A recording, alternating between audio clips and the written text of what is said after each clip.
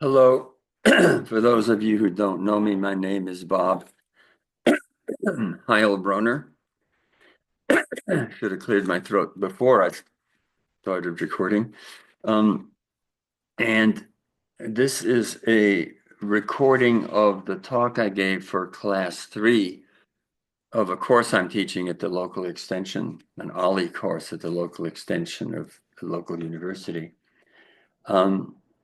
The course is entitled Support for Meaningful Lives, Joyous, Meaningful Lives in Dark Times. And it's subtitled Belonging to Ourselves, Each Other, and the Planet. And today I'm going to talk about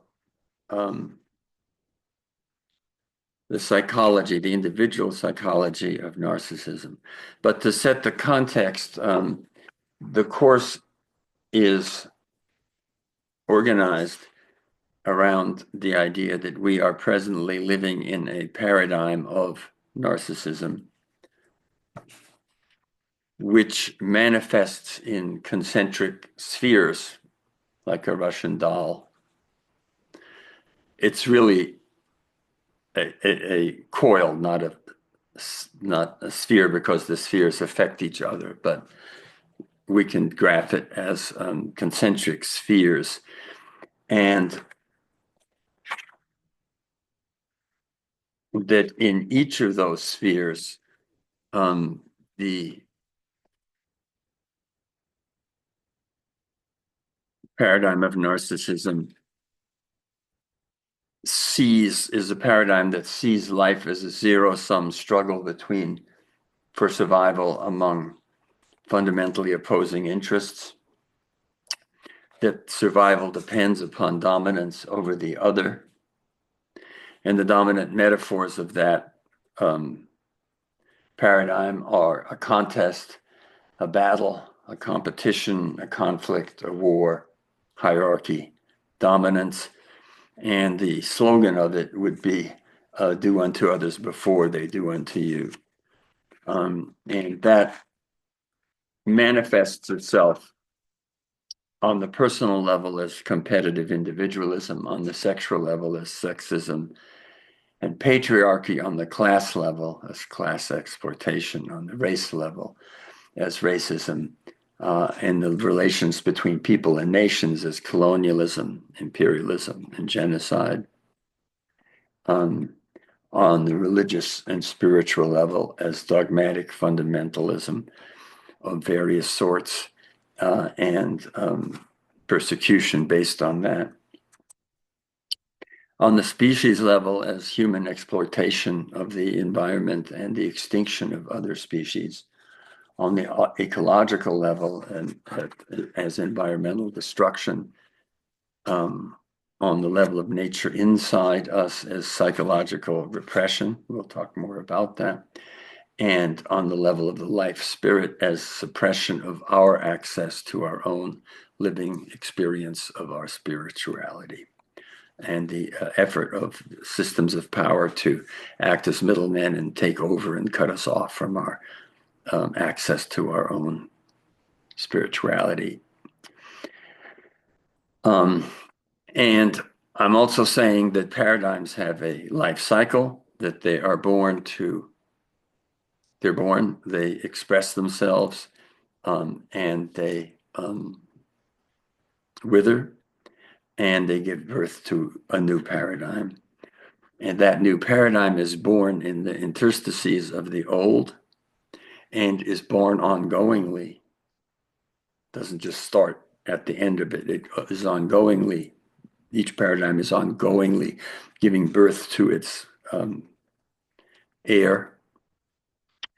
And that heir is born by people's responses to people's living in that system, living responses to the failures and also the unfulfilled promises of the existing paradigm. And that paradigm dies when the blind spots and the costs of the existing paradigm become apparent and unsustainable. And that's what's happening now. We see it in species extinction, we see it in war, we see it in violence, we see it in hatred, we see it in racism, we see it in every one of those spheres, including loneliness and isolation and the destruction of living human communities and of the ecological system.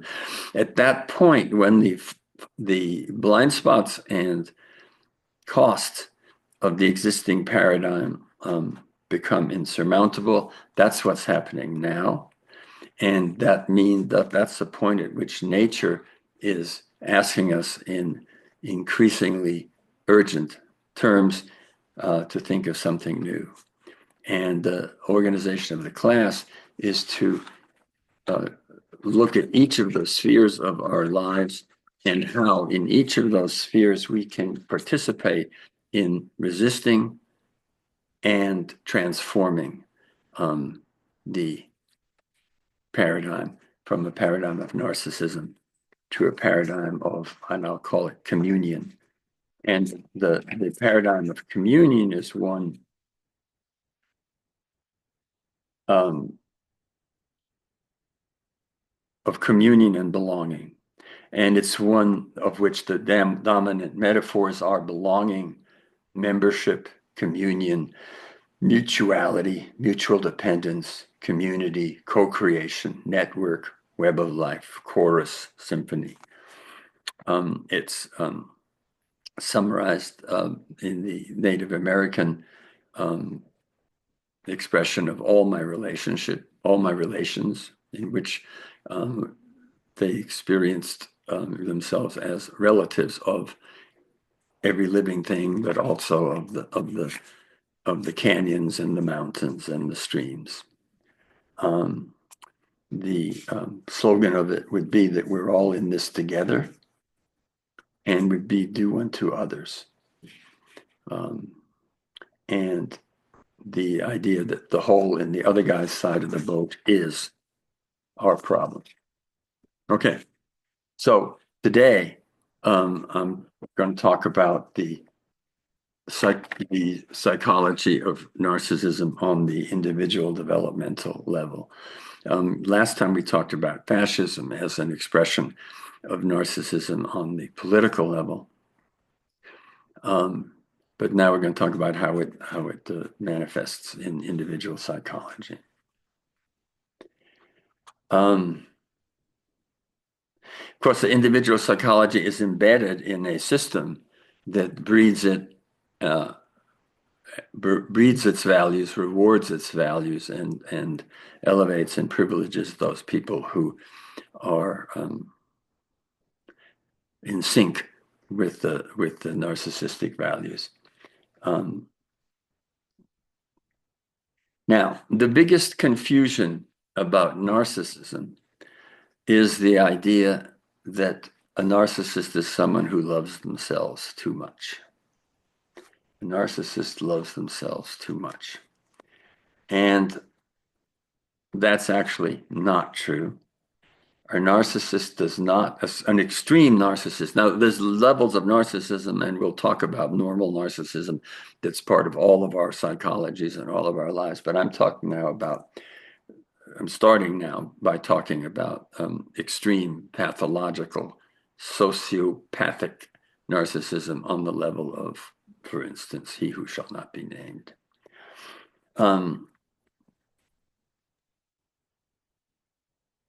A narcissist actually does not love or experience or accept themselves.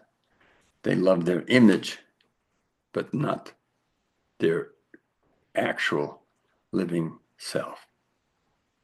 They love their image, but not themselves. And as you may remember, the myth of Narcissus, which is what it's named after, is Narcissus falls in love with his image, not himself. His image in the pond or lake or whatever in the water.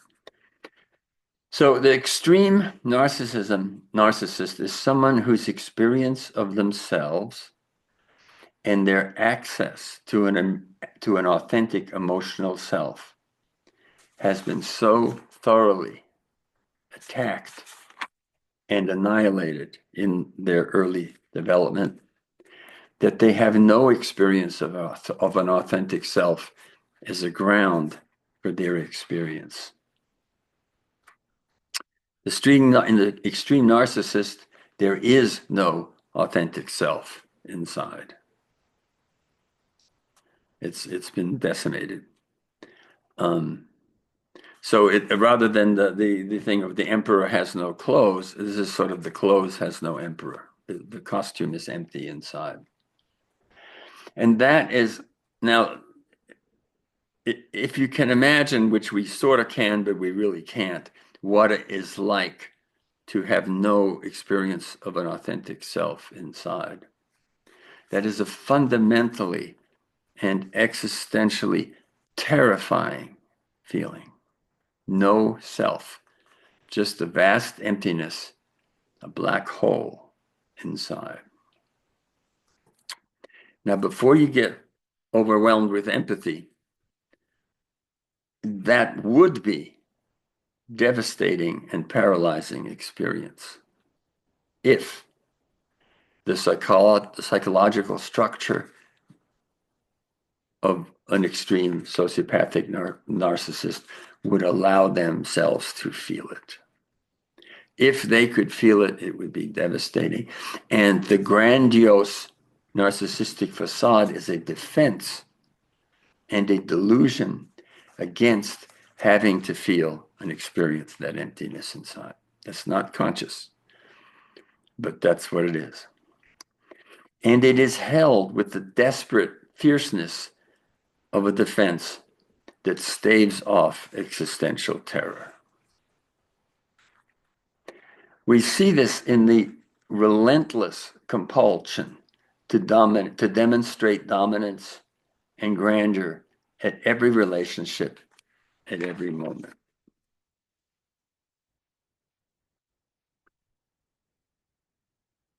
Everything that happens, every interaction is perceived and responded to based on whether it affirms or attacks and undermines the narcissistic facade. Narcissistic life is organized around the care and feeding and the constant upkeep required by the facade.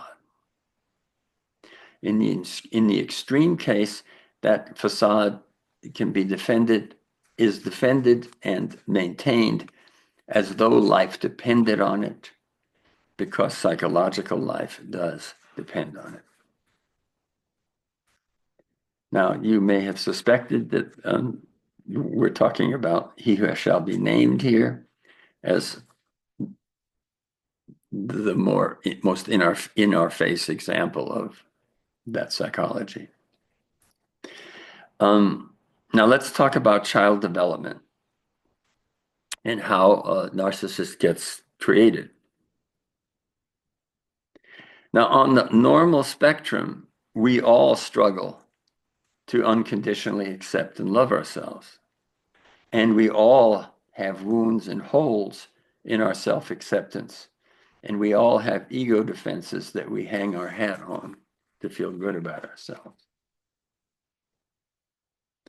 A healthy maturing process is one in which we become decreasingly conditional or increasingly unconditional in our self-acceptance, where we get more and more able to experience ourselves as a whole, experience also the neglected parts of ourselves and rejected parts of ourselves, integrate them and become a whole person, and accept ourselves as a whole person with our strengths and our weaknesses.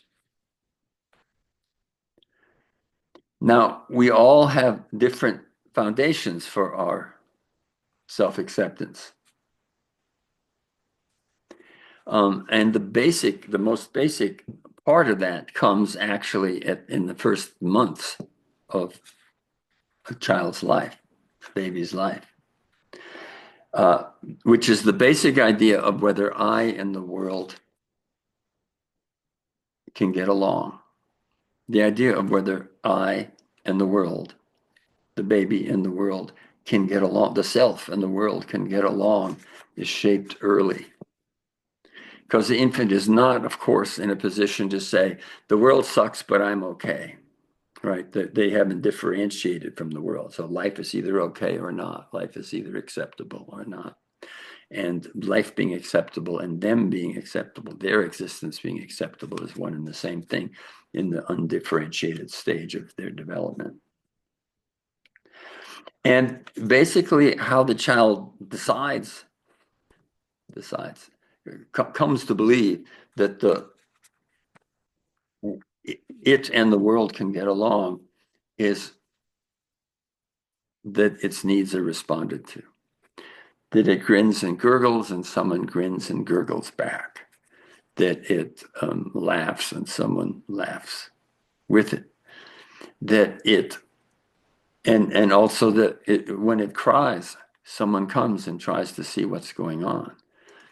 And so the idea that the world is responding to one's needs makes for the figure eight interaction of human and world, and a healthy one. And even the fact that the needs are responded to imperfectly is part of the development, because the child is not learning to live in a world in which every one of its needs are immediately met. It's learning to live in a world where it basically trusts that its needs can be met.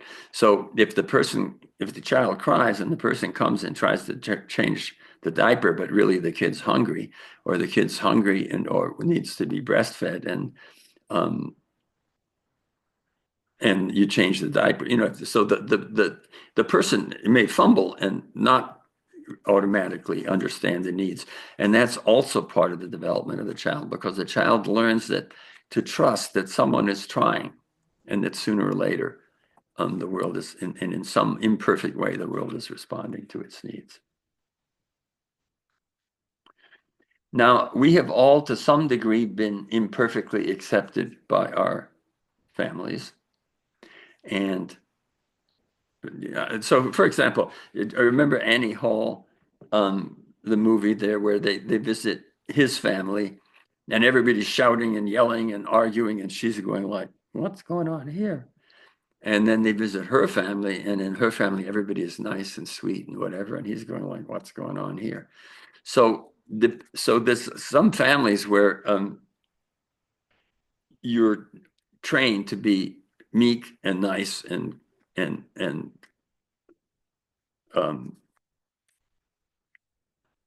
accommodating, and where if you act loud and assertive, it's terrible.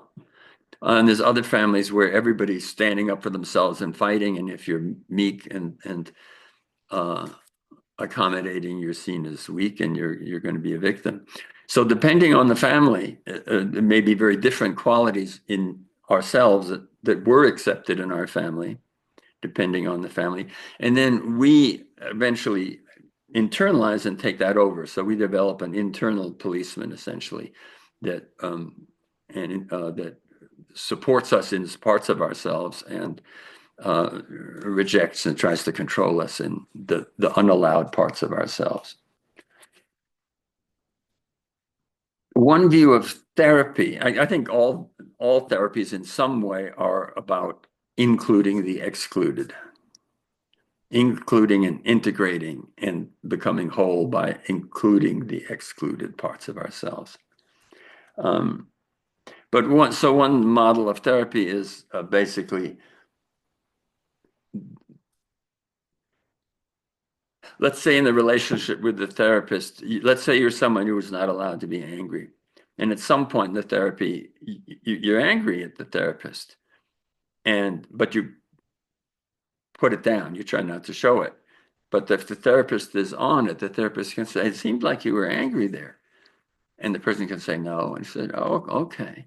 Because I thought maybe the point is this therapist gets to witness the person in being the unallowed part of themselves, and gets to witness, and the person gets to be witnessed gets to discover that the therapist is not horrified or disgusted or angrily or destructively angry at them for their unallowed part. That they're unallowed, the therapist can see that as part of them and is not revolted and disgusted.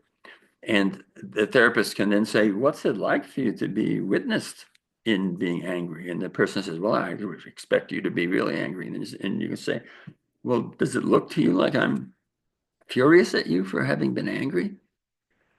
So anyway, it's part of the therapist supporting the person, witnessing, seeing, noticing, witnessing, and supporting the person in accepting the part of themselves that's hardest for them to accept. Now that's an ongoing and imperfect process, and requires a lot of mercy for our imperfections. So it requires us to cultivate mercy. But now I'm going to go back to he who shall not be named. In the extreme pathological, antisocial, sociopathic, narcissist. So with Trump, I didn't need to know anything about his childhood to know how he got this way. I knew everything about his childhood I needed to know by witnessing him. And any psychologist worth their weight would know that. It's only the cowardice of the profession that those who spoke up about it were disrespected. But there's no doubt you only get that way if you were ruthlessly attacked anytime you showed genuine feelings of vulnerability. That he was ruthlessly attacked anytime he showed genuine feelings of vulnerability. Vulnerability, emotions, feelings were not allowed and were ruthlessly attacked. And only dominance was allowed. Now, since then, we've heard from his sister and other people that confirms that. But like I said, you can know that by the result. So only dominance is allowed until eventually Trump killed off his own ability to experience his genuine emotions and thus to feel them in his body and thus to have an authentic emotional insides, to have an insides.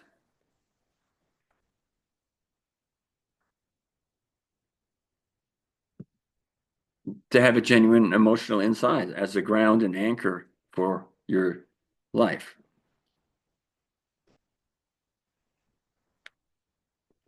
So that's back to the emptiness that has to be compulsively defended against by holding up a billboard image that the world must bow down to.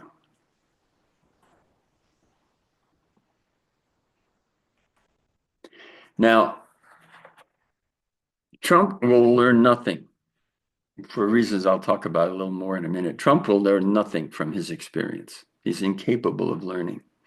But our revenge is that while he cannot learn anything from his experience, we can. We can, as a nation, learn from the Trump experience. Trump did not become president because history was asleep at the wheel and made a big boo-boo. Trump became president because he can show us in garish, cartoon color everything that our culture has got wrong. And if we only believed him, he told us everything we needed to know the first time before he got elected that he talked about shooting someone on Fifth Avenue. Right? He said, I could shoot someone on Fifth Avenue and I wouldn't lose any followers. And if you take that apart, it tells us everything we need to know about a pathological narcissist. One, that it's all about him. Doesn't matter what happened to the other person. Two, that there's no internal moral compass or empathy preventing him from shooting another person. 3, that all that counts is his cultivating a following. And if it doesn't prevent him from having a following, then it's not a problem.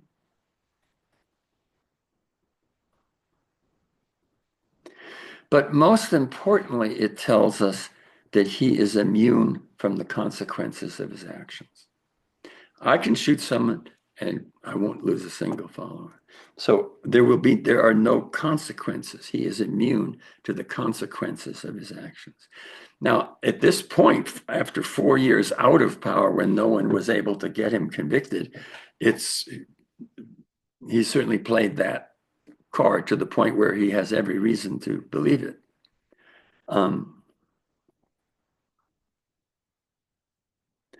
But the thing is, if you are immune to the consequences of your actions, you cannot learn from your experience.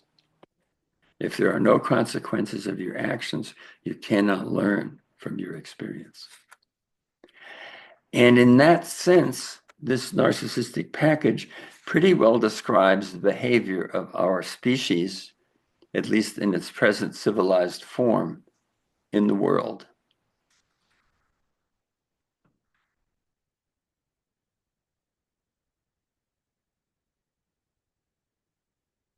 So we're experiencing right now a perfect storm in which the narcissistic culture creates a Trump. Trump imposes his psychology on the nation, and narcissistic values get flower in our culture, even more in our culture, get supported even more in our culture. Now, very important, Trump is not lying when he says that he won, for instance, that he won the elections. He's never lying. Trump is not lying. He is psychologically incapable of believing something that contradicts his self-image. He's not lying when he says that he won the election. He is psychologically incapable of losing an election or losing at anything.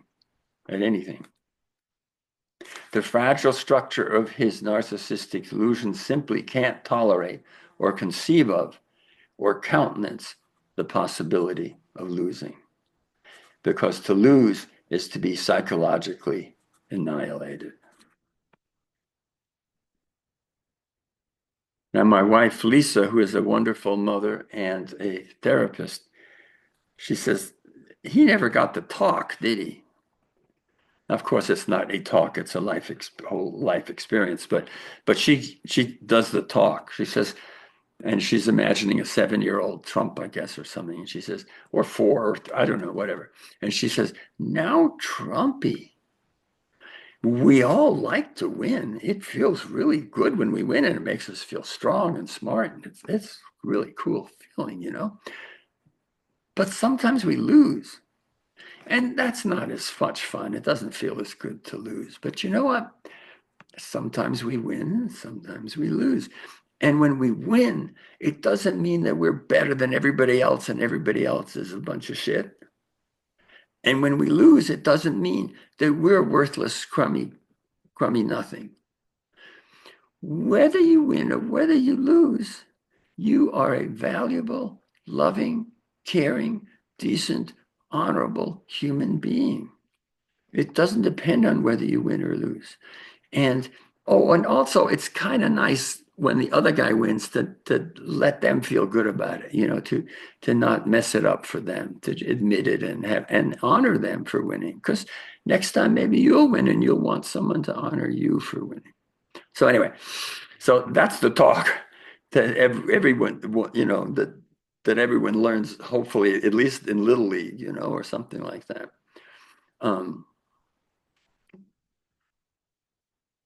So he didn't get to talk.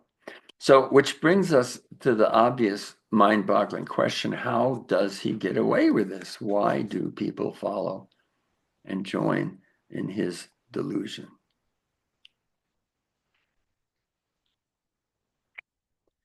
And this puts us as a nation in the position of every person, often women, who had to live their lives in the orbit of a pathological narcissistic bully.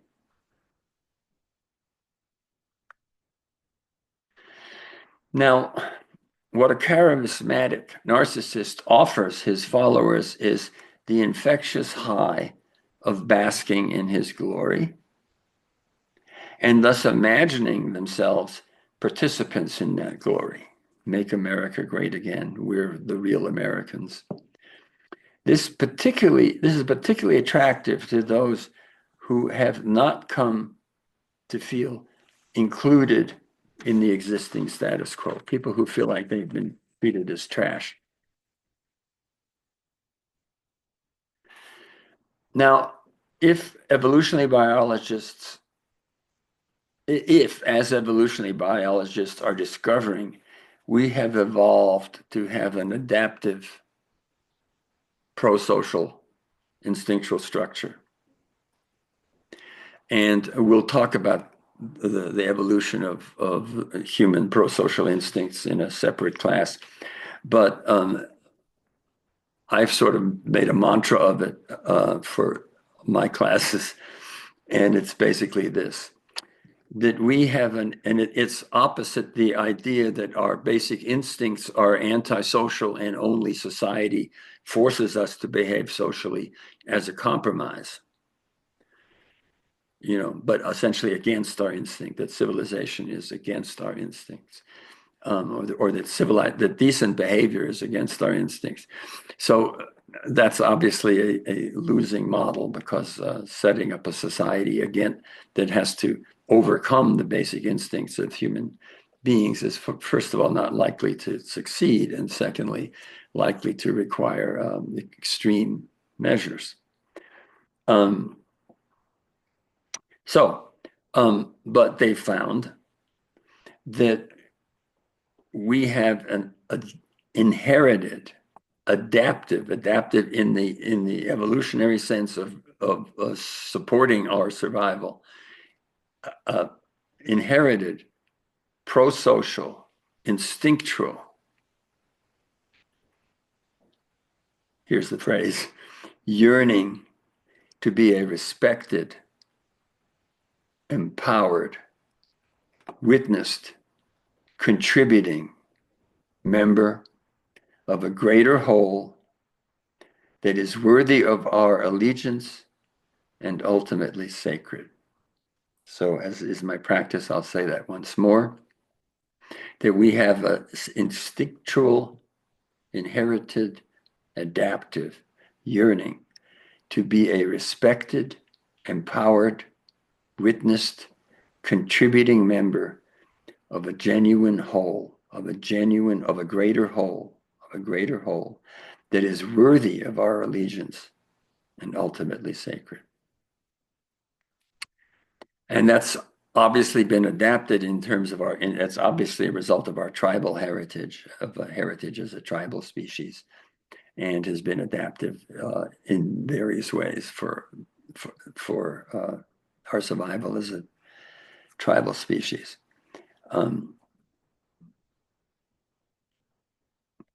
Anyway, then a society that does not, and so when we have that, we are happy, fulfilled, live meaningful lives, have a sense of meaning and belonging. And when we don't have it, we are isolated, scared, angry, and dangerous. That means that a society or an economy or a culture that does not offer us that, a meaningful membership in a meaningful whole, that a society and a culture that does not offer us that leaves us vulnerable to false promises of it, to faux belonging.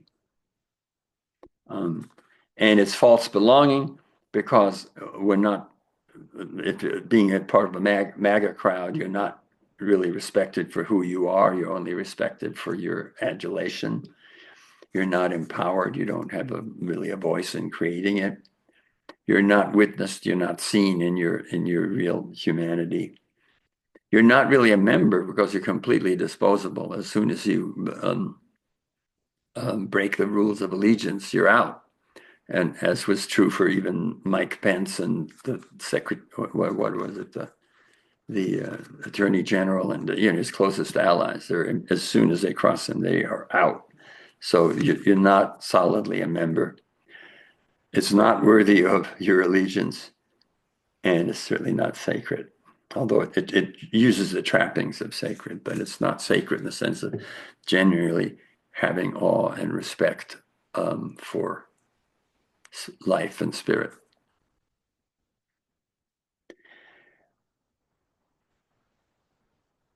And it's especially true, this vulnerability, because the narcissistic paradigm or the economic paradigm, really the capitalist economic, the monopoly the multinational corporate capitalist model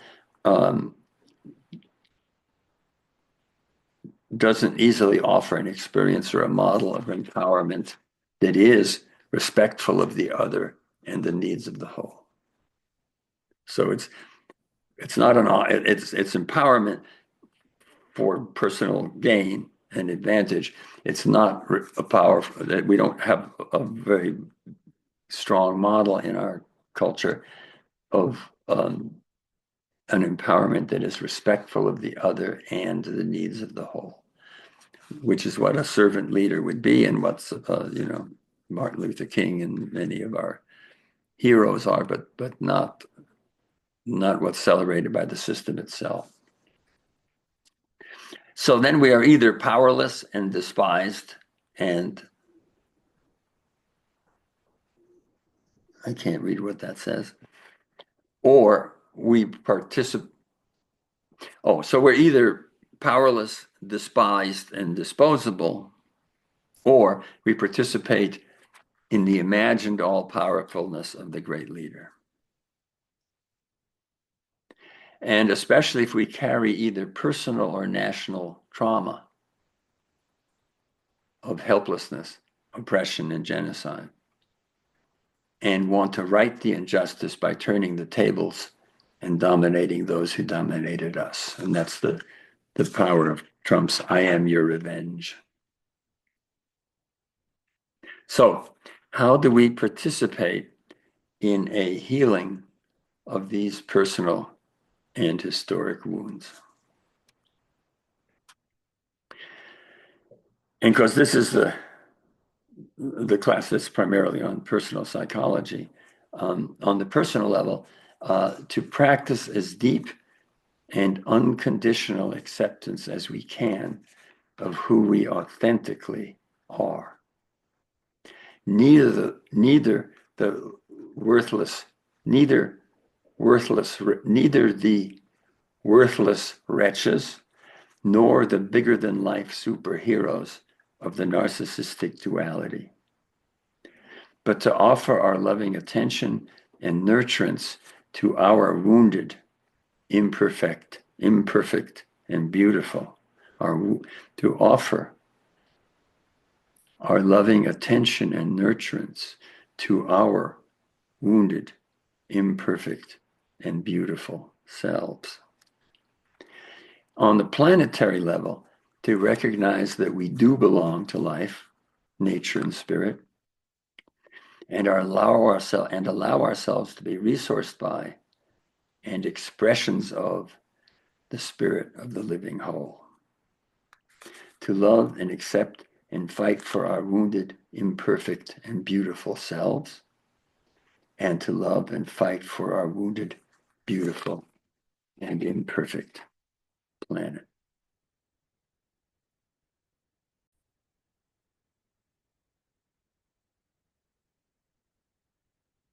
So as I said, systems of power and oppression and repression all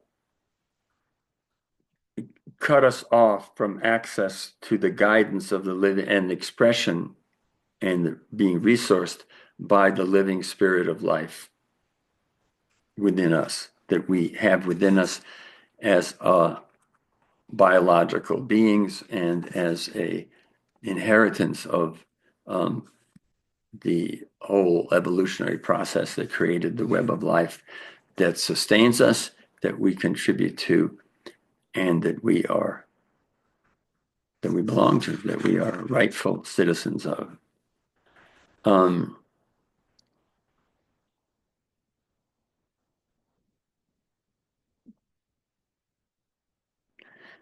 And it does that by trying to set up sort of middlemen, that if you want to know God, you talk to the priest or the pope, that there's some authority that stands between you and life and the life spirit and God, if God is the Holy Spirit. And then we develop an internalized policeman, which is sort of our internalized executive secretary that tries to keep us in line, and that got trained to do that because basically our social survival depended on that ability.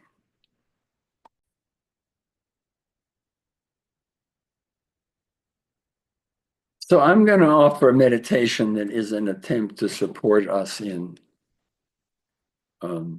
experiencing the spirit within us and the guidance of the spirit within us. So get yourself comfy.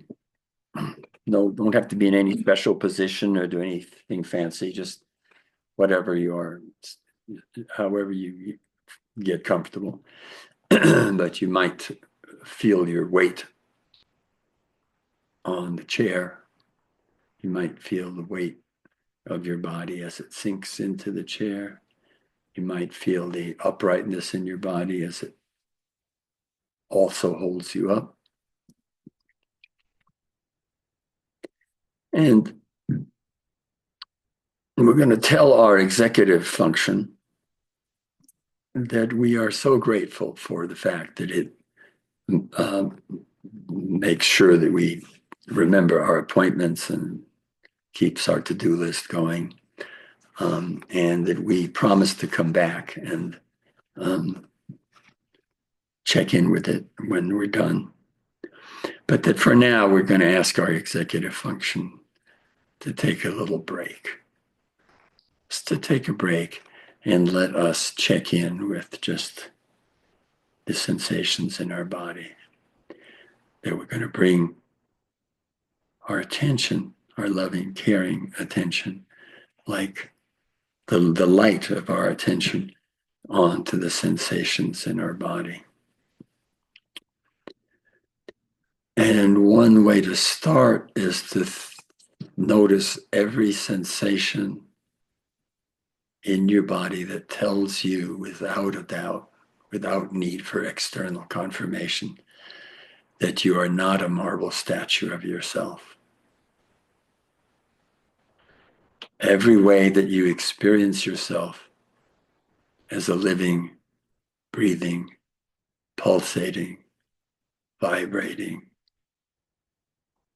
organism. All the connections and interchanges and rhythms that are the ongoing process of life within you. You can imagine yourself, if you want, in a warm tropical ocean, and the waves are pulsating, and the rhythm of the waves as they come in and lift you and lower you, and lift you and lower you. And to be aware that you have, just as you can be in an ocean outside you, you have an ocean inside you. You have inside you an ocean that's washing through your body and that's watering and supporting all of the biological processes that are part of your being alive in the moment. Take a minute just to feel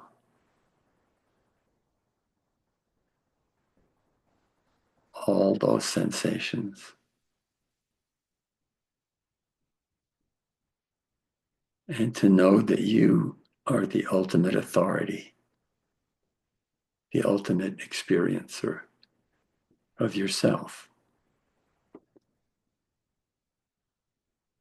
And then in experiencing that, you're also experiencing the life force as it manifests and expresses itself in you.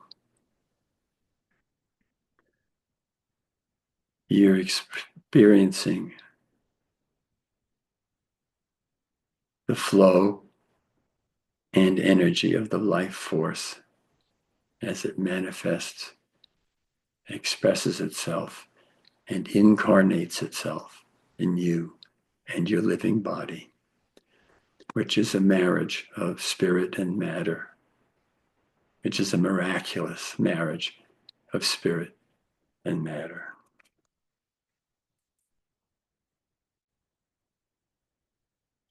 And you may notice that as you offer your loving attention to these sensations, it's like watering them, that they flower and spread until you can feel the living energy in every corner of your body and connecting every corner of your body.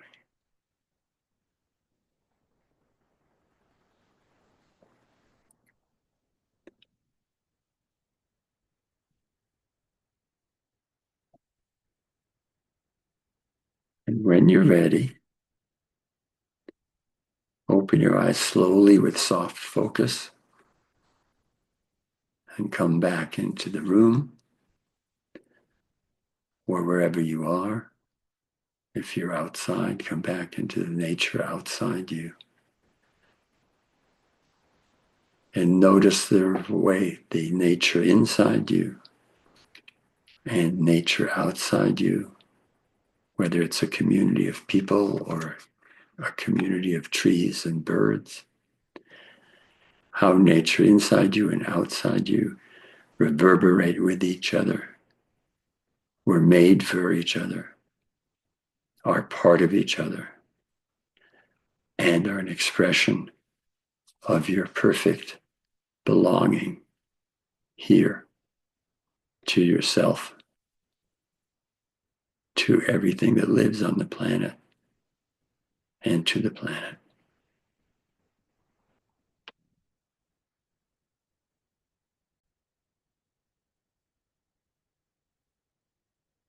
And that led to a class discussion of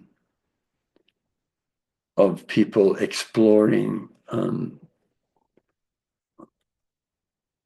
what's not what in their growing up has not been allowed, what has been allowed, how what they've done in their maturing process to integrate and to love and care for and express, but to integrate into their wholeness the unallowed parts.